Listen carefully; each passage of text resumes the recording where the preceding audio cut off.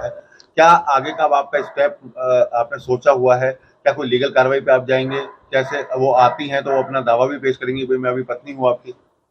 वो तो मेरी पत्नी है, बिना तलाक के कैसे कर सकती है शादी? मैंने तो तलाक भी दिया भी नहीं हूँ।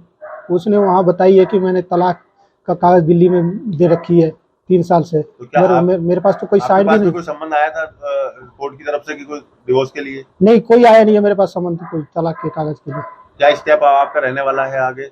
आगे ये रहना है कि वो जितने पासपोर्ट वीजा है इनके सब जब्त कर लिया जाए, और वीजा के जिसके थ्रू आया है, मेरा तो कोई साइन नहीं है, ना मैं कभी दिल्ली गया हूँ वीजा के अप्लाई के लिए, ना मेरा कोई साइन है। वो कैसे वीजा बना, क्या हुआ, वो उसकी जानकारी होनी चाहिए, जांच होनी चाहिए। सरकार से मेरा यही दरख्वास्त है। किस तरह की जांच आप चाह रहे हैं अभी कि क्या कोई डाउट है कि क्या नसरुल्लाह भी यहाँ आया हो इंडिया कभी? पता नहीं इंडिया आया कि नहीं आया, मगर साइन तो मेरा भी तो होना चाहिए। जिस हिसाब से वीजा पे साइन होता है उस हिसाब से वीजा तो अप्लाई होनी चाहिए। किसकी गवर्नमेंट की एजेंसी से आपका सवाल है कि जो इस तरह का जो डॉक्यूमेंटेशन तैयार की, आपकी जानकारी कभी आपको नहीं मिली? नहीं मिली, इसकी जानकारी वीजा के बारे में कोई जानकारी नहीं मिली मेरे को। मानते कि कहीं ना कहीं इसमें एजेंसी की भी कहीं ना कहीं कमी रही है, जो आपके तक जानकारी नहीं आई, आपको इस तरह की इन्फॉर्मेशन नहीं मिली? क्या पता बीच से ही जानकारी हमारी हटा दी गई हो। तो क्या आप मांग करते हैं गवर्नमेंट से? गवर्नमेंट से मैं कहता हूँ कि वीजा की छानबीन की जाए दोबारा से। करीब 4 महीने पहले इसी वीडियो में इंडिया से पाकिस्तान गई अंजू के लिए उनके पति अरविंद ने कई बातें मीडिया को बताई और एक एफआईआर भी भिवाड़ी के फूलबाग थाने में दर्ज कराई। इस दौरान अंजू के पति अरविंद ने अंजू पर कई गंभीर आरोप लगाए।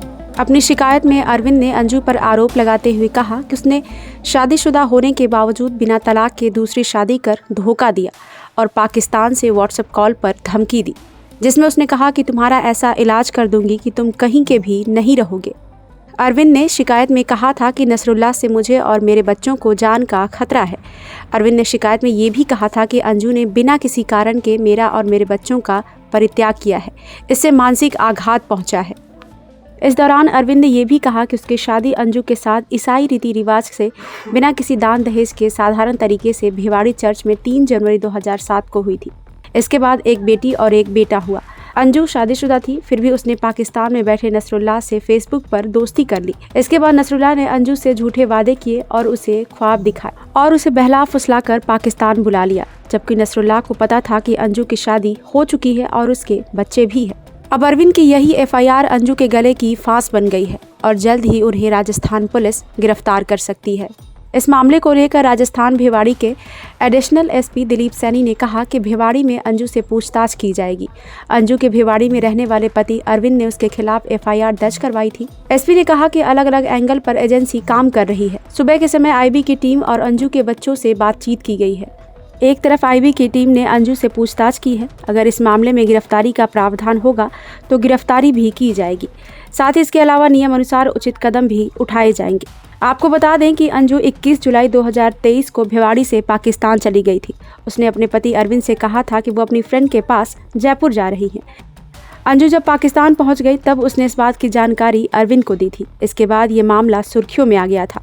पाकिस्तान में अंजू ने इस्लाम अपनाकर फेसबुक फ्रेंड नसरुल्लाह से निकाह कर लिया था। इसके बाद वो खैबर पख्तूनख्वा में नसरुल्लाह के साथ रह रही थी। फिलहाल अंजू वापस इंडिया लौट आई हैं। इंडिया में काफ़ी हंगामा मचा हुआ है और पुलिस लगातार अंजू से पूछताछ कर रही है। ब्यूरो रिपोर्ट, क्राइम तक।